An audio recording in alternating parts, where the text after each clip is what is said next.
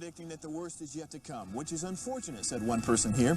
Until now, they've enjoyed the reputation of being the nation's icebox. Watched a burglar in his home this morning by webcam. As a journalist of over 25 years, stories are what make my world turn. Reporting live from the Dallas newsroom tonight, Jeff Crilley, Fox 4 News. But in 2008, I took the jump from my familiar life and started a PR firm from my home. We're talking about anyone with a camcorder like the one I'm using becomes a television network. We started slowly growing the company, and we now have over 100 clients, and we've branched into the world of live digital broadcasting. I now own 8 different TV studios and have a huge team, and the stories that I now get to share are sometimes the most important of my life. Life has a funny way of coming around full circle. This is the Jeff Crilley Show. Welcome to my show. Well, how many parents can identify with the problem of motivating their son? I remember when my son was in his early teens, he would sit in his room and play Xbox, and it was hard for me to get him out and about, and I struggled with the words to get him motivated. To talk about that right now is Dr. Mark Schillinger. He is the founder of Young Men's Ultimate Weekend. Thank you for coming on the show. Thank you for having me. I'm happy to be here. Well, Doc, tell us how this all began for you. It all began because in the late 1990s, I was having a really hard time raising my teen son and daughter. I wanted to be the best daddy in the world. I had a great daddy and mommy, but I didn't know at the time that technology was creeping in and stealing the brains of my children. And so I just got louder and more outrageous, and they just kept withdrawing or just being more aggressive.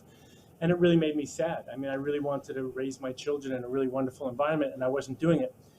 Plus, I had gone through a divorce a few years earlier, and that was really painful for the kids too. And so 2 things had to happen for me to change my relationship with my children. Was number 1, I needed to reunite with my former wife, which I did because we realized we had a higher purpose, which was raising those children. And because when we actually fell in love, we always supported each other in our personal growth, and we realized we had to restore our friendship. So once we did that, then we were able to really start focusing on the children. And here's what I learned. I learned that I wasn't the only parent who's having a hard time raising teens, and that there were so many forces going on that actually was working against parents that I had to figure out what were those forces, how do you overcome them?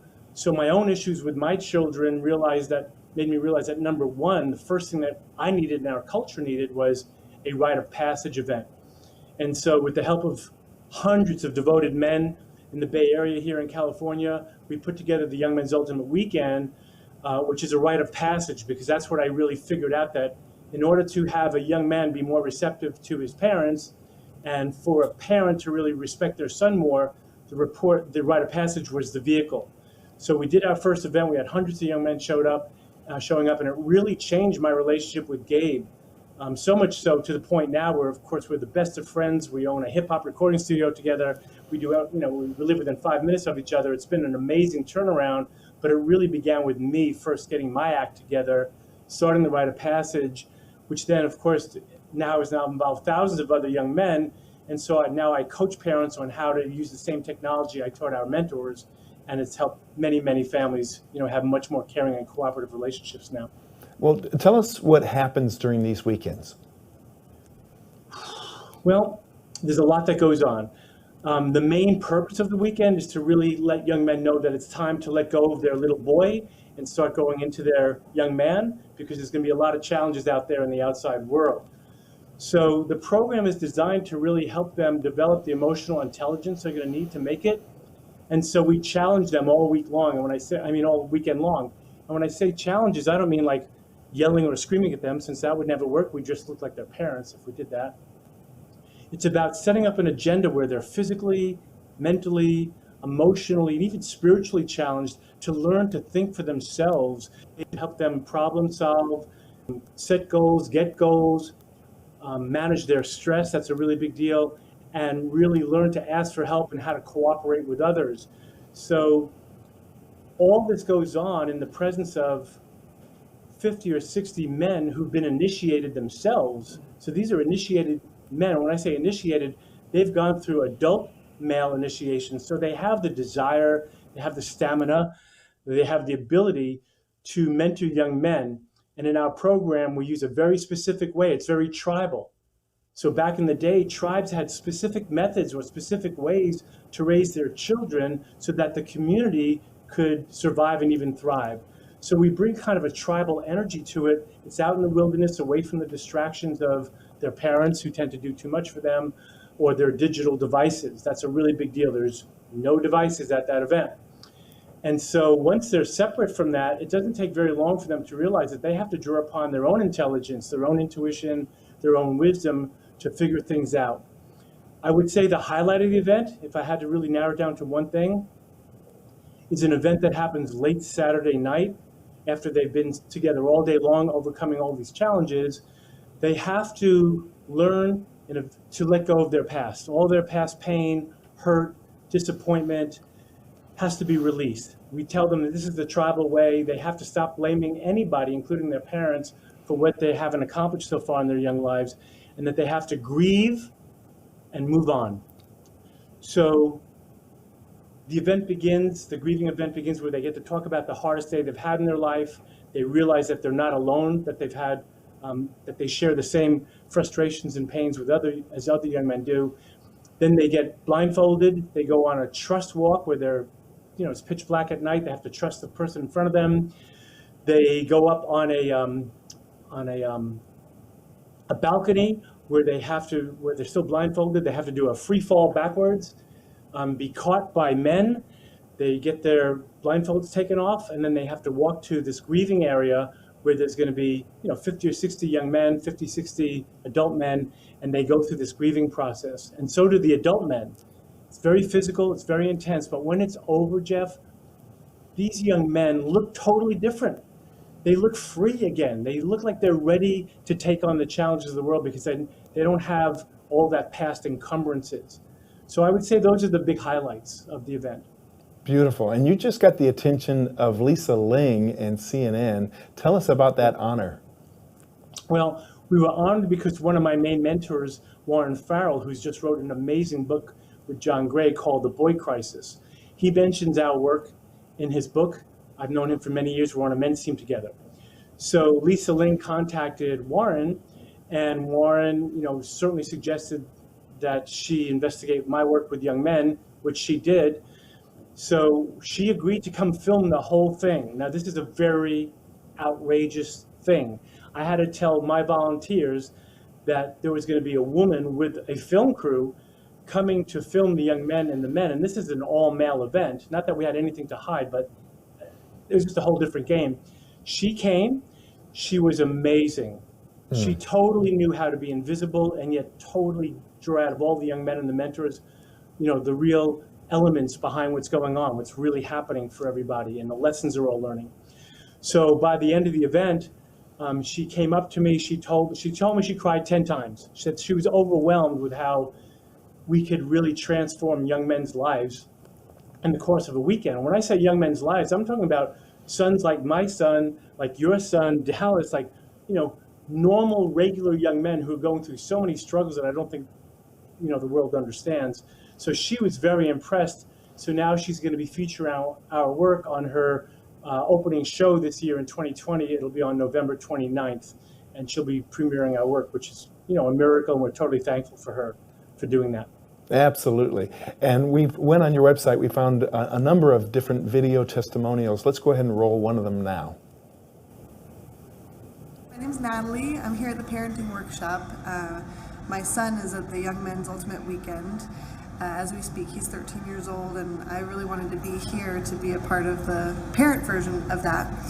And I just want to share how grateful I am for this experience. I really wasn't sure about it coming in, and honestly, I got what I came for on the very first night. Doc and Rochelle are amazing facilitators, and off the bat, it was for me to reframe moving from parenting to mentoring and teaching, and moving from trying to control my son to containing him. It was just my mind was blown the very first evening, and then spending the rest of the weekend working that out was just super valuable, and I'm really looking forward to reuniting with our son and carrying this work out, and I'm so grateful for the whole thing.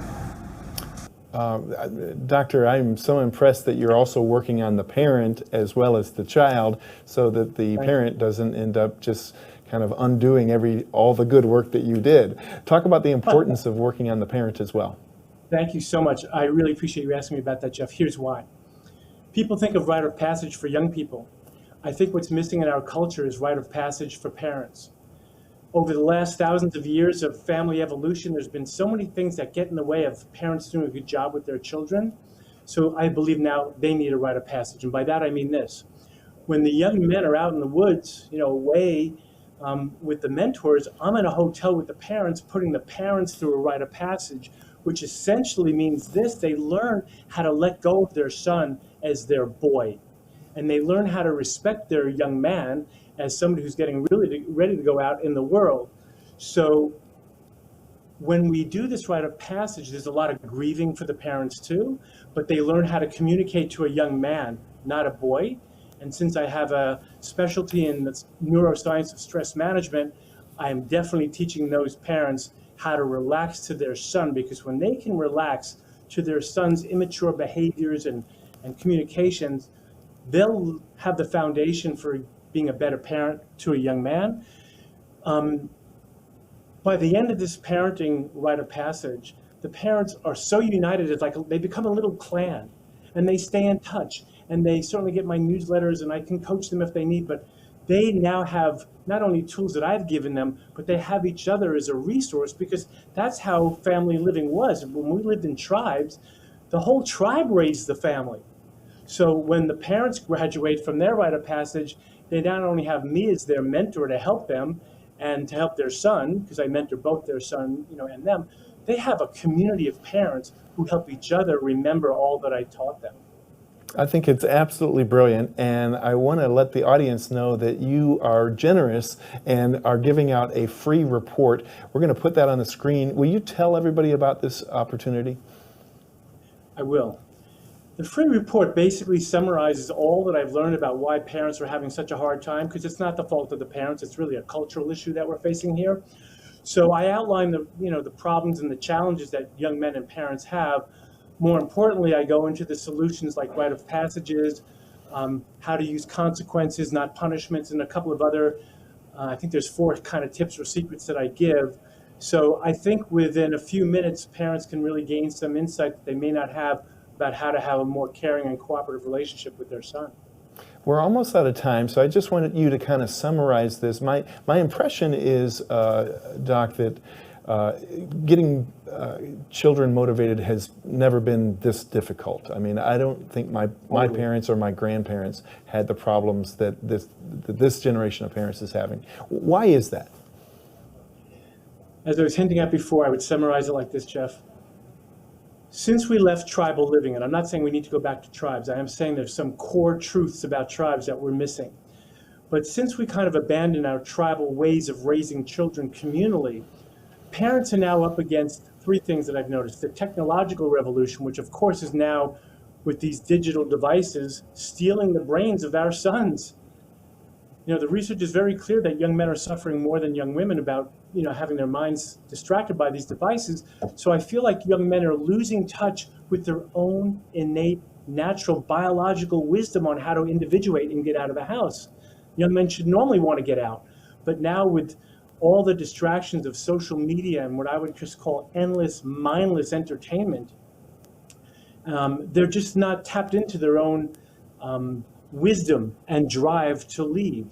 Plus, there's been the educational revolution about 150 years ago, where we just had young men sitting in chairs as a way to learn. That's not how you want to teach young men. They have to be out in nature and be able to move around. And then, of course, the Industrial Revolution, where basically we're training young people to fit into jobs and not their conformity or authenticity is anarchy. I think the reason why parents were having such a hard time raising their sons is because young men tell me, and I've coached many hundreds of young men privately, and I've been in front of thousands of young men at the Young Men's Ultimate Weekend. Young men tell me that they don't feel seen. They don't feel heard. They don't feel like their parents or the community or the culture really knows them. And so they either withdraw deeper into their video games and headphones and headsets, or they become aggressive. And as we know, they can do great violence in the world. So I think the parents are living in a culture that's not really helping them make the transition from the old ways of parenting into new ways of parenting that have to learn how to deal with artificial intelligence and so many devices. Well, I am so impressed with all the good work that you're putting out into the world and really changing the trajectory of young men for generations. We're going to put your website up so everybody can get in touch. It's ymuw.org is the website, and you can go on there and get the free report and sign up for his camps. And Doc, thank you so much for coming on the show. Thank you so much for making this work known. I really appreciate it, Jeff. You bet. And that's it for now. We'll see you next time.